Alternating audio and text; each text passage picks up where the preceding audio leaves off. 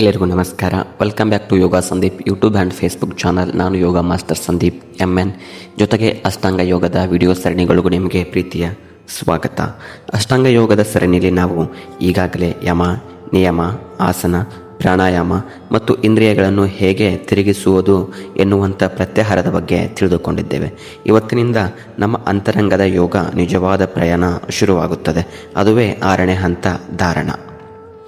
ಇವತ್ತಿನ ದಿನಗಳಲ್ಲಿ ನಮಗೆ ಎದುರಾಗುತ್ತಿರುವ ಅತಿ ದೊಡ್ಡ ಸಮಸ್ಯೆ ಎಂದರೆ ಗಮನ ಬೇರೆಡೆಗೆ ಹರಿಯುವುದು, ಅಂದರೆ ಡಿಸ್ಟ್ರಾಕ್ಷನ್ ಆಗುವಂಥದ್ದು. ಒಂದು ಕೆಲಸದ ಮೇಲೆ ನಮಗೆ ಕನಿಷ್ಠ 5 ನಿಮಿಷ ಕೂಡ ಗಮನ ಇಡಲು ಆಗುತ್ತಿಲ್ಲ. ಆದರೆ 2000 ವರ್ಷಗಳ ಹಿಂದೆಯೇ ಪತಂಜಲಿ ಮಹರ್ಷಿಗಳು ಮನಸ್ಸನ್ನು ಒಂದು ಕಡೆ ಕಟ್ಟಿ ಹಾಕುವ ಅದ್ಭುತ ವಿಜ್ಞಾನವನ್ನು ನಮಗೆ ಕೊಟ್ಟಿದ್ದಾರೆ. ಅದೇ ಧಾರಣ. ಈ ವಿಡಿಯೋದಲ್ಲಿ ಚಂಚಲ ಮನಸ್ಸನ್ನು ಏಕಾಗ್ರತೆಯ ಕಡೆಗೆ ತರುವುದು ಹೇಗೆ ಎಂದು ಮೂಲ ಆಶಯದೊಂದಿಗೆ ತಿಳಿದುಕೊಳ್ಳೋಣ. ಹಾಗಿದ್ರೆ ಧಾರಣ ಅಂದರೆ ಏನು ಎನ್ನುವುದನ್ನು ಪತಂಜಲಿ ಯೋಗ ಸೂತ್ರದ ಮೂಲಕ ತಿಳಿದುಕೊಳ್ಳೋಣ. ಪತಂಜಲಿ ಯೋಗ ಸೂತ್ರದಲ್ಲಿ ಧಾರಣಕ್ಕೆ ಅತ್ಯಂತ ಸರಳ ಮತ್ತು ನಿಖರವಾದ ವ್ಯಾಖ್ಯಾನವನ್ನು ನೀಡಿದ್ದಾರೆ. ಅದುವೇ ದೇಶಬಂಧ ಚಿತ್ತಶ ಧಾರಣ ಅಂತ. ಇದರ ಸರಳ ಅರ್ಥ ನೋಡೋದಾದರೆ, ದೇಶ ಅಂದರೆ ಇಲ್ಲಿ ಒಂದು ನಿರ್ದಿಷ್ಟ ಜಾಗ ಅಥವಾ ವಸ್ತು ಅಂತ, ಪ್ಲೇಸ್ ಆರ್ ಆಬ್ಜೆಕ್ಟ್ ಅಂತ ಕರಿತೀವಿ. ನಂತರ ಬಂಧ ಅಂದರೆ ಕಟ್ಟಿ ಹಾಕುವುದು, ಅದನ್ನು ಏನು ಮಾಡುವುದು, ಬೈಂಡಿಂಗ್ ಮಾಡುವಂಥದ್ದು. ನಂತರ ಚಿತ್ತಶ ಅಂದರೆ ಮನಸ್ಸು. ನಮ್ಮ ಮನಸ್ಸನ್ನು ಯಾವುದೋ ಒಂದು ನಿರ್ದಿಷ್ಟ ಜಾಗದಲ್ಲಿ ಅಥವಾ ಒಂದು ವಸ್ತುವಿನ ಮೇಲೆ ಕಟ್ಟಿ ಹಾಕುವುದೇ ಧಾರಣ.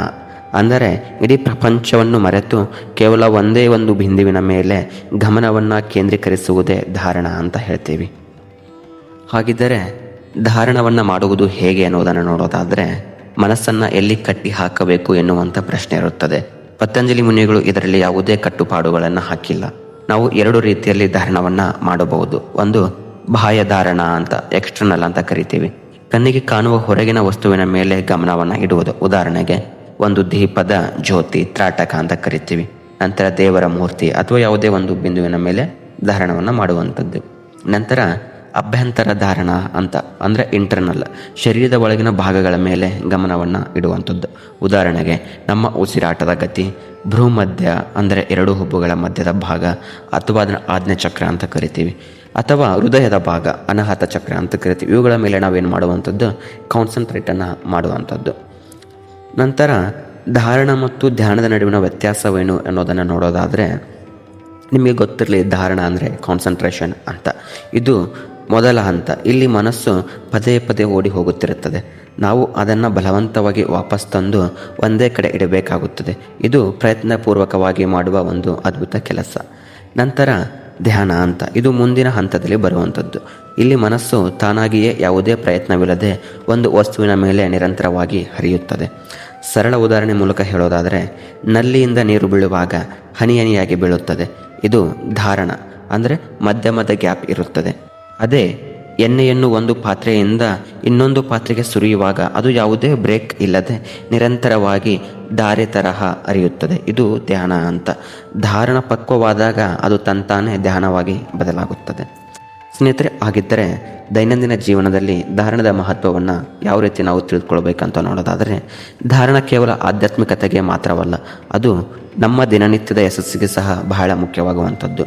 ಒಬ್ಬ ವಿದ್ಯಾರ್ಥಿ ಓದುವಾಗ, ಒಬ್ಬ ಉದ್ಯೋಗಿ ಕೆಲಸ ಮಾಡುವಾಗ, ಅಥವಾ ನಾವು ಯೂಟ್ಯೂಬ್ ವಿಡಿಯೋ ಮಾಡುವಾಗ ನಮ್ಮ ಸಂಪೂರ್ಣ ಗಮನ ಇಲ್ಲೇ ಇದ್ದರೆ ಉತ್ಪಾದಕತೆ ಹೆಚ್ಚುತ್ತದೆ, ಅಂದರೆ ಪ್ರೊಡಕ್ಟಿವಿಟಿ ಹೆಚ್ಚುತ್ತದೆ. ಮನಸ್ಸಿನ ಶಕ್ತಿ ಯೂಸ್ ಇಲ್ಲದೆ ವೇಸ್ಟ್ ಆಗುವುದು ತಡೆದು ಅದನ್ನು ಲೇಸರ್ ಕಿರಣದಂತೆ ಶಕ್ತಿಶಾಲಿಯಾಗಿಸುವುದೇ ಧಾರಣ. ನಿಮ್ಗೆ ಅರ್ಥ ಆಯ್ತು ಅಂತ ಭಾವಿಸ್ತೀನಿ. ಹಾಗಿದ್ರೆ ಪ್ರಾಯೋಗಿಕವಾಗಿ ಯಾವ ರೀತಿ ನಾವು ಇದನ್ನು ಸರಳವಾಗಿ ಅಭ್ಯಾಸ ಮಾಡಬೇಕು ಅಂತ ನೋಡೋದಾದರೆ, ಇದರಲ್ಲಿ ಯಾವುದೇ ರಹಸ್ಯಗಳಿಲ್ಲ. ಸಿಂಪಲ್ ಆಗಿ ಹೇಳ್ತೀನಿ, ಕೇಳ್ತಾ ಹೋಗಿ.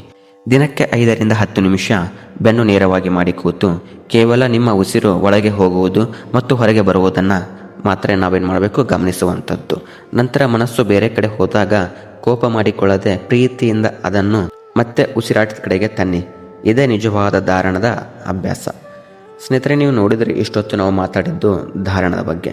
ಮನಸ್ಸನ್ನು ಒಂದು ಕಡೆ ನಿಲ್ಲಿಸುವ ಮೊದಲ ಪ್ರಯತ್ನವೇ ಧಾರಣ.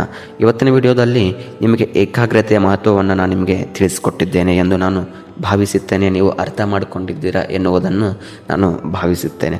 ಹಾಗಾಗಿ ಮುಂದಿನ ವಿಡಿಯೋದಲ್ಲಿ ನಾವು 7ನೇ ಹಂತವಾದ ಎಲ್ಲರೂ ಕುತೂಹಲದಿಂದ ಕಾಯುತ್ತಿರುವ ಹಂತವಾದಂಥ ಧ್ಯಾನದ ಬಗ್ಗೆ ಸಂಪೂರ್ಣವಾಗಿ ಮಾತನಾಡಲಿದ್ದೇನೆ. ಅದಕ್ಕೆ ಆ ವಿಡಿಯೋ ನಿಮಗೆ ಬರಬೇಕೆಂದರೆ ಈಗಲೇ ಯೋಗ ಸಂದೀಪ್ ಯೂಟ್ಯೂಬ್ ಚಾನಲನ್ನು ತಪ್ಪದೇ ಸಬ್ಸ್ಕ್ರೈಬ್ ಮಾಡಿ, ಬೆಲ್ ಐಕಾನಲ್ಲಿ ಆಲ್ ಅಂತ ಪ್ರೆಸ್ ಮಾಡಿ. ಜೊತೆಗೆ ಈ ವಿಡಿಯೋ ನಿಮ್ಮ ಸ್ನೇಹಿತರೊಂದಿಗೆ ಶೇರ್ ಮಾಡಿ, ನಿಮ್ಮ ಅನಿಸಿಕೆಯನ್ನು ಕಮೆಂಟ್ ಬಾಕ್ಸಲ್ಲಿ ತಿಳಿಸಿ. ಹಾಗೆ ಈ ವಿಡಿಯೋನ ಲೈಕ್ ಮಾಡಿ.